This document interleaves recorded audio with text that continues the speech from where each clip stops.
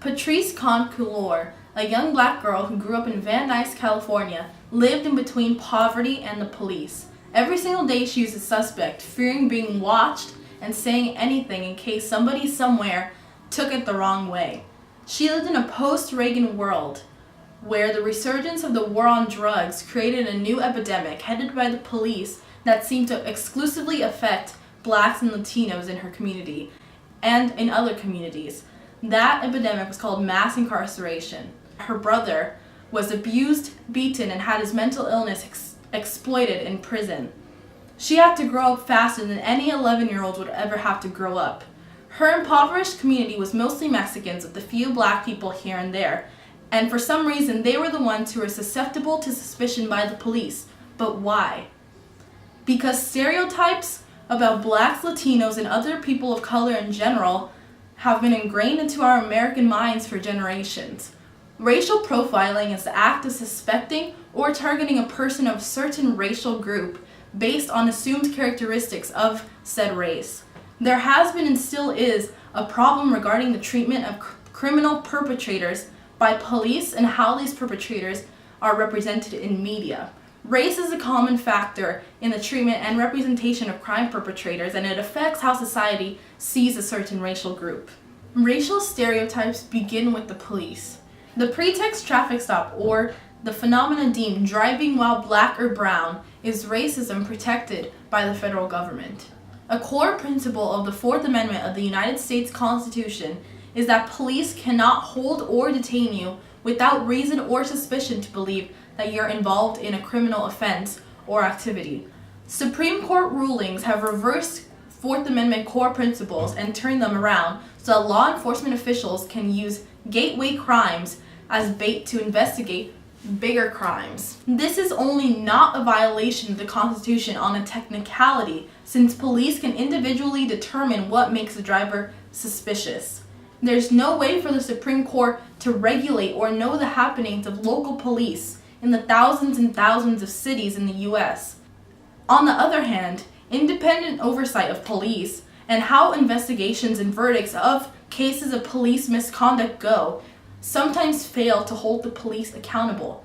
For example, cases of police brutality and the eventual verdict displays this lack of accountability. For example, officers Howie Lake, and Blake Salamone had no civil rights charges filed against them for the shooting of the black, unarmed 37-year-old Alton Sterling because the Louisiana Attorney General, linked with their agency, didn't see the police officers do anything wrong. So although there are state regulations for law enforcement systems to handle complaints about police misconduct, the uniqueness of each law enforcement agency's internal procedures differentiates with each agency. The question posed is who polices the police? It's themselves. By failing to have any concrete proof of any instances of police misconduct, such as verbal or physical abuse, it's nearly impossible for the investigator to move forward with the complaint. Whether the officer is guilty or not, lack of evidence puts him or her in the clear, enabling him or her to continue exhibiting the same behavior because they're not being held accountable. Local media reinforces the racial stereotypes established by law enforcement. In a communication research study headed by Travis Dixon and Daniel Linz, they discovered that in the greater Los Angeles and Orange counties areas of California, local news media has overrepresented blacks and Latinos as crime perpetrators and overrepresented whites as victims.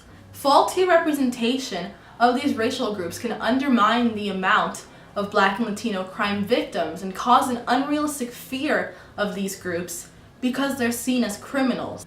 Having a specific racial group overrepresented or underrepresented in media and when involving crime especially is very harmful to the regular people who also identify with these groups.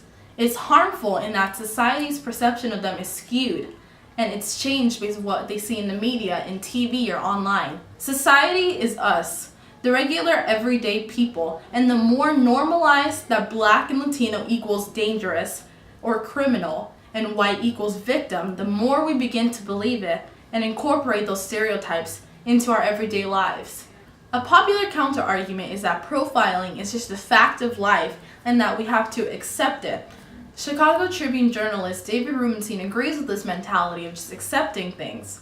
But this draws similar to many instances in history where marginalized groups have been told to just accept their circumstances. For example, during the American Revolution, colonists never thought that they would see a day where they have their own independent country. During the women's suffrage movement, women never thought they would get the right to vote.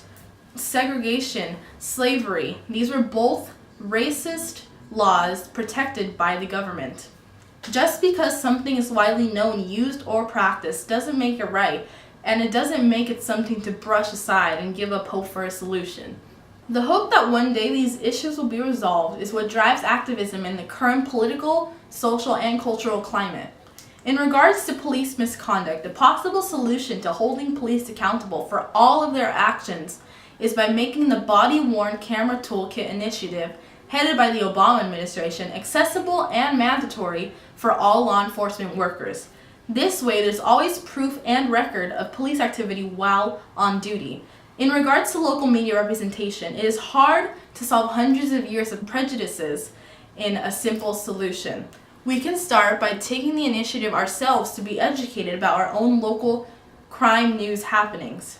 Even spreading awareness about equal treatment of crime news on popular social medias is still a contribution to the conversation that many people still need to hear.